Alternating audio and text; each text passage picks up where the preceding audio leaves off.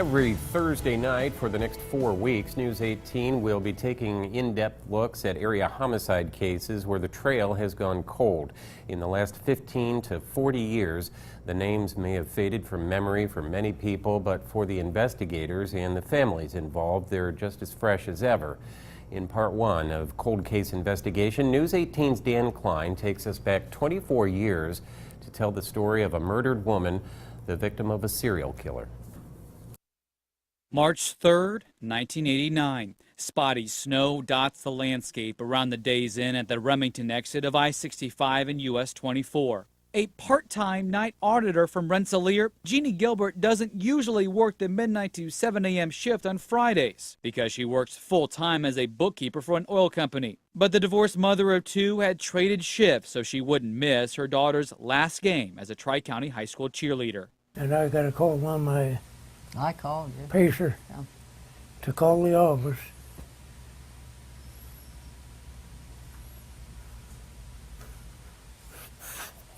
Hi, my name is Jean Gilbert. Jeannie filmed this video for a finance class at St. Joseph's College about a year before her murder. Even in a serious demonstration speech, her personality is evident, playfully rolling her eyes, trying to find the right spot in the newspaper. I have my bond here. At first, Jeannie's just missing, along with $247 from the Days Inn. But by the time her father can drive to the motel, Jeannie's naked body has been discovered in the next county. A school bus full of children found Jeannie's body in a ditch along this deserted country road in White County. More than 20 miles away from the Days Inn, 2.5 miles northwest of Brookston. Jeannie has been raped.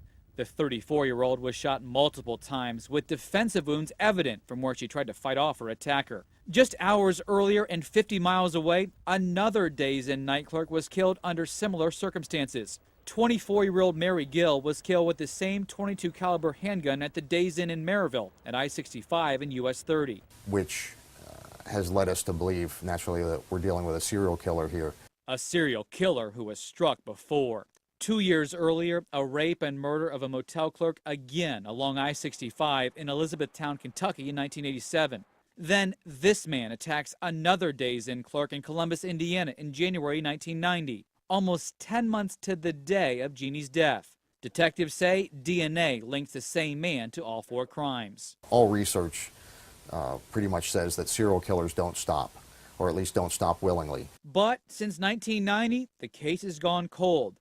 Did Jeannie's killer die taking his crimes to the grave? Is he in prison somewhere serving a long sentence? It's all speculation. Possible suspects through the years linked to crimes from New Mexico to Michigan have not been a match for Jeannie's killer. I hope it was a slow, painful death if he died. That's the way I look at it. And if he's not, I hope when he does, it will be. It bothers me that we haven't been able to bring somebody to justice. In 24 years, some things have changed. The Days Inn at the Remington exit has become the Sunset Inn. Corn and soybeans grow on County Road 150 West, northwest of Brookston. A woman who balanced two jobs along with going to school and being a loving mother to a 17-year-old daughter and a 12-year-old son would now be a mother of two adults and a grandmother to three. But in 24 years, some things have not changed. Most notably, the pain of two parents who have lost their daughter too soon. And I want to thank you for your interest and for your attention. Thanks. Andy, what's your most prized memory of her?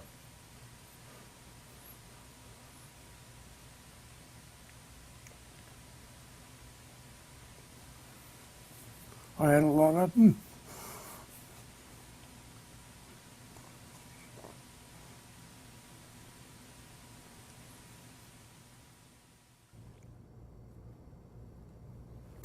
Indiana State Police need your help to find Jeannie's killer. You can call the Lafayette State Police Post and ask for First Sergeant Tom McKee or Sergeant Brian Harper.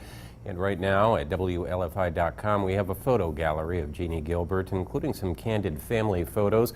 We also have a detailed description of her killer and possible vehicles of interest that were seen around the time of the crime.